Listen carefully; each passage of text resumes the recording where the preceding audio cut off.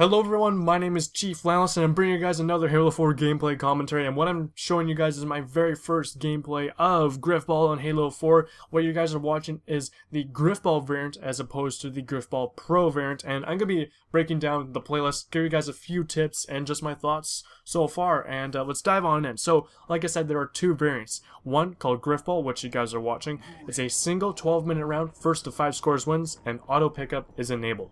Whereas Grifball Pro has 5 3-minute rounds and auto pickup is disabled.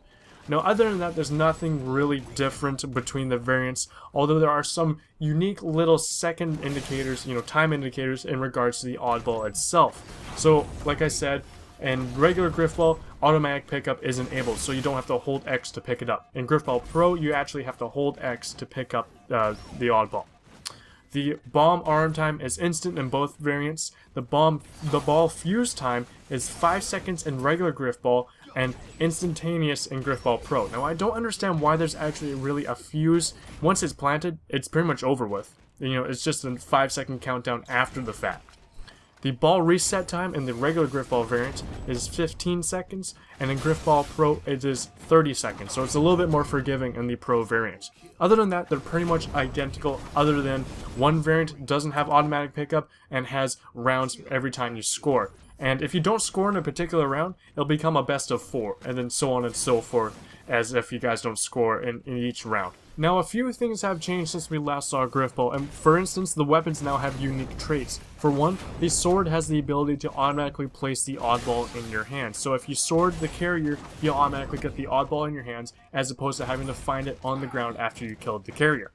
Now, with the gravity hammer this time, you're not able to use it like a broom, like Hogwarts style, like you used to in Halo Reach. I remember you can just jump, turn around, and just start swinging it behind you to launch yourself across the map. You can no longer really do that. You can't really launch your players anymore, which is a little bit unfortunate, but it seems a little bit more fair in this case. But this time around, physics have been enabled with the gravity hammer, and so you can actually basically play baseball with the oddball if it's not in anyone's hands. So be careful, the oddball will start bouncing like crazy.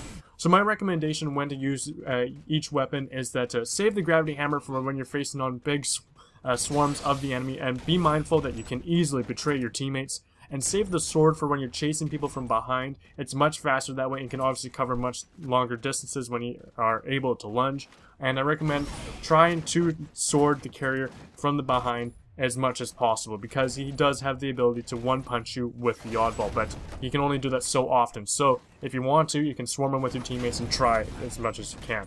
Another tip that I have is if you've played Grifball before in Halo Reach, the initial clash between the two teams in the middle when they first try to go grab the ball is a little bit different this time around. Like I said, physics are now enabled, so after that huge clash, the ball is not just going to be sitting in the middle anymore. It's going to bounce somewhere crazily. So I found a technique is that I let the players just rush on in, and then I find out where the oddball has since then bounced from all those gravity hammer swings. And more often than not, if your team has swung the gravity hammer first, the oddball will bounce backwards towards you. So you can quickly grab it if you take a few steps back and don't rush them initially, and then you can just go run on in and score once again.